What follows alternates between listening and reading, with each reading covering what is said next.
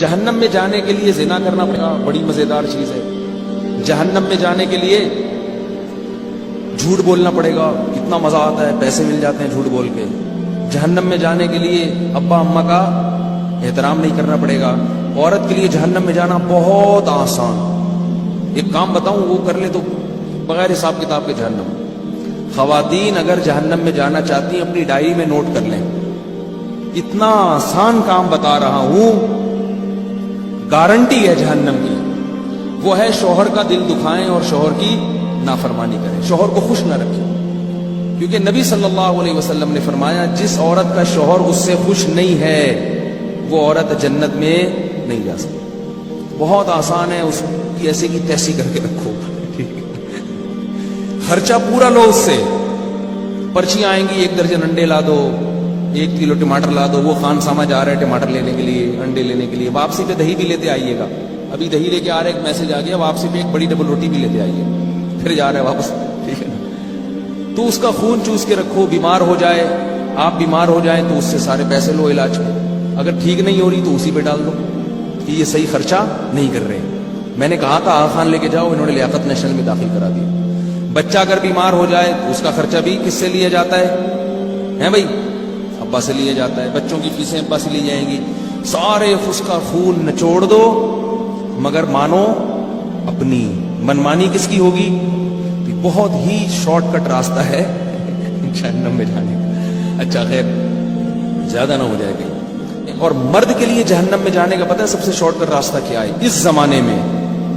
مردوں کے لیے ہے بد نظری، بے حیائی سے نہیں بچتے آج کل، انٹرنیٹ پر بیہودہ چیزیں دیکھی جا رہی ہیں، جہاں کوئی چمکتا دھمکتا چہرہ نظر آئے گا ایک دفعہ لازمی دیکھتے ہیں اس کو کہ یار حسرت نہ رہ جائے گا، اور پھر صحت بھی خراب ہوتی ہے، گناہوں کی طرف طبیعت بھی مائل ہوتی ہے۔ تو یہ تو اللہ نے سب سے بڑی آزمائش مرد کے لیے عورت کو بنایا ہے، یہ قرآن میں ہے، زُيِّنَ لِلنَّاسِ حُبُّ الشَّهَوَاتِ مِنَ النِّسَاءِ، قرآن کے الفاظ ہیں کہ ہم نے لوگوں کے لیے یعنی مردوں کے لیے جو سب سے مزین چیز بنائی ہے وہ عورتوں کو بنایا ہے۔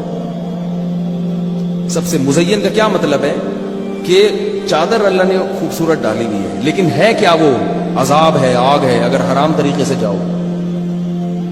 اب اس کا حل اللہ نے کیا بتایا؟ بھئی اتنی مزین چیز کو چھوڑے گا کیسے؟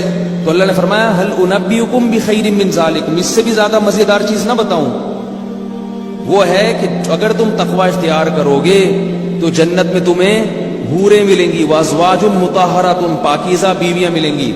تو یہاں مزے اڑا لو گے تو وہاں سے محروم، نہیں آ رہی نا بات سمجھ میں؟ اور وہاں اگر مزے چاہتے ہو تو یہاں نظر کو جھکاؤ۔ اور ایک اور طریقہ ہے وہ میں پھر ابھی بعد میں بتاؤں گا، آپ اکیلے میں مل لیں، ٹھیک ہے نا؟ ایک اور حل بھی اللہ نے بتایا قرآن میں، ایک اور حل بتایا، وہ ابھی سب کے سامنے بتانا مناسب نہیں۔ لوگ کہتے ہیں گھوم پھر کے نا ہر دفعہ ادھر ہی آ جاتے ہو، تو وہ نکاح کر لو بھائی، حلال طریقے سے رکھو، نبیوں کی سنت ہے، اولاد ملے گی، حقوق ہوں گے۔ تو نظر کی حفاظت یہ بڑا اہم کام ہے، نظر کی حفاظت مرد کے لیے۔ عفیف اور پاک دامن لوگ آج کل چراغ لے کے بھی مشکل ہو رہا ہے تلاش کرنا، جو اپنی بیوی پر اکتفا کریں اور ان کی بیوی کو یہ اعتماد ہو کہ ہمارے شوہر کا ہمارے علاوہ کسی اور سے کوئی لنک نہیں ہے۔ بہت سے ہیں اچھے، لیکن آج کل یہ میرے پاس بہت ساری کالز آتی ہیں خواتین کی کہ میاں صاحب غلط چکروں میں پڑے ہوئے۔ تو بھائی اپنے آپ کو ان چکروں سے بچاؤ۔ ایک خاتون بیچاری بہت پریشان ہے، یو کے سے فون کرتی ہیں، زندگی ہو رہی ہیں، میرے میاں کو لت پڑ گئی ہے لڑکیوں سے دوستوں کی، میرے بچے تباہ ہو رہے ہیں، برباد ہو رہے ہیں۔ میں ان بیچاری کو کیا کہتا، ان کو میں نے کہا صبر کرو، اس کو بڈھا ہونے دو، اپنے میاں کو کیا ہونے دو، بڈھا ہونے دو۔ ابھی جوانی کا جوش ہے نا، تھوڑے دن میں بڈھا ہوگا پھر دیکھو کیا ہوتا ہے، اور ایسا آدمی بڈھا بھی جلدی ہوتا ہے۔ ہر طرح سے بیچاری عورت نے سمجھا لیا، بچوں کا واسطہ دے دیا کہ ان کو بھی پتہ چل رہا ہے تمہاری حرکتوں کا، ان پہ کیا اثر پڑے گا۔ لیکن وہی بات ہے کہ لوط علیہ السلام کی قوم جس بدکاری میں مبتلا ہو گئی تھی، لوط علیہ السلام نے سمجھایا سمجھایا سمجھایا سمجھایا، تو اللہ قرآن میں کیا فرماتے ہیں؟ لعمرک انہم لفی سکرتہم یعمہون، اے محمد صلی اللہ علیہ وسلم، ہمیں آپ کی عمر کی قسم، وہ لوگ اس وقت بڑے نشے میں پڑے ہوئے تھے، ان کو لوط علیہ السلام کی باتیں سمجھ میں نہیں آ رہی تھی، بہت نشے میں مست تھے۔ جب گناہ انسان کے سامنے ہوتا ہے تو وہ نشے میں مست ہو جاتا ہے، پھر نہیں دیکھتا کہ کیا ہے۔ اللہ نے پھر کیسا عذاب دیا، فجعلنا عالیہا سافلہا، فرمایا ہم نے زمین کو اٹھا کے الٹا دے کے پٹک دیا، پوری قوم کو اللہ نے تباہ کر دیا۔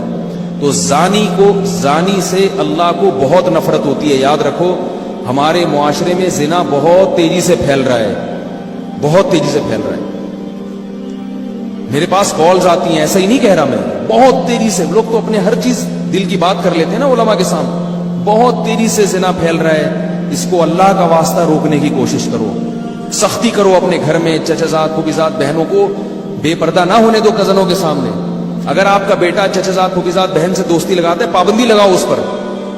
میرے گھر میں جب میرے چچزاد پھوپھیزاد بھائی آتے تھے، میرے والد صاحب کے بھتیجے ہوتے تھے، تو والد صاحب ہماری بہنوں کو حکم دیتے تھے کہ ان کے سامنے نہیں آنا ہے۔ غصہ کرتے تھے کہ ایسے بے محابہ کوئی نہیں آ کے بیٹھے گا۔ ان کو حکم تھا کہ آپ بیٹھک میں بیٹھیں اور یہیں سے پتلی گلی سے نکل جائیں، جس نے ملنا ہوگا آپ سے یہیں آ کے ملے گا، ناراض ہوتا ہے تو ہونے دو۔ بہت زیادہ برائی پھیل رہی ہے، مصافحہ کرنا کزنوں سے، گلے ملنا کزنوں سے، براڈ مائنڈڈ کہہ کے نا سب کو بے شرم بنا دیا ہے۔ براڈ مائنڈڈ ہیں ہم، کوئی گھٹیا تھوڑی ہیں، گلے بھی بڑے تمیز سے ملتے ہیں کہ ایسے جیسے بالکل کوئی احساس ہی نہیں ہو رہا ہمیں۔ چھوڑ دو اللہ کے بندو، یہ غیر مسلم کا کلچر ہے۔